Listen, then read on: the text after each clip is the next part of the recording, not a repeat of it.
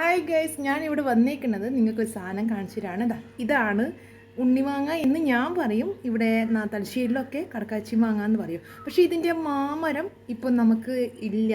എല്ലാവരും ഇത് നശിച്ച് ഇതിപ്പോൾ എന്താ പറയുക, കാണാൻ കിട്ടാതെ ആയി. പക്ഷേ ഇതിൻ്റെ ഒരു രുചി ഉണ്ടല്ലോ. നിങ്ങൾ ഇപ്പോൾ ഈ വെളിയിൽ നിന്ന് വാങ്ങിക്കണം മാങ്ങ, എത്ര തന്നെ നിങ്ങളെ സ്വാദുള്ള മാങ്ങ എന്ന് പറഞ്ഞ് വാങ്ങിയാലും ഈ ഒരു മാങ്ങയുടെ രുചി അറിഞ്ഞവർക്ക് അതിൻ്റെ ഒന്നും ഒരു രുചിയേ അല്ല. കാരണം ഇത് അത്രയും ടേസ്റ്റിയാണ്.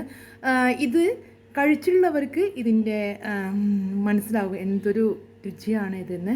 അപ്പോൾ നിങ്ങൾ കഴിയെങ്കിൽ നിങ്ങൾ എവിടെയെങ്കിലും ഇത് കിട്ടുകയാണെങ്കിൽ നിങ്ങൾ ട്രൈ ചെയ്യുക. ഞങ്ങളുടെ നാട്ടിൽ തന്നെ ഇപ്പോൾ എൻ്റെ തറവാട്ടിൽ മാത്രമേ ഇതുള്ളൂ.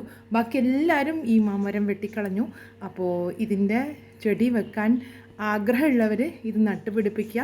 കാരണം ഇത് ശരീരത്തിന് വളരെ നല്ലതാണ്, കുഞ്ഞുമക്കൾക്കും ഒക്കെ നല്ലതാണ്. നിങ്ങൾ കുഞ്ഞുമക്കൾക്ക് വെളിയിൽ കടയിലുള്ള മാങ്ങ വാങ്ങി കൊടുക്കുന്നവിടെ ഏറ്റവും നല്ലതാണ് ഈ ഒരു മാങ്ങ.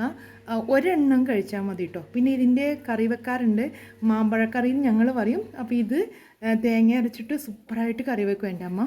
അപ്പോൾ ഇത് കഴിച്ചിട്ടുള്ളവരും ആ കറി കഴിച്ചിട്ടുള്ളവർക്കൊക്കെ ആയിട്ട് ഇത് ഡെഡിക്കേറ്റ് ചെയ്യുകയാണ് കേട്ടോ. സൂപ്പർപ്പാ.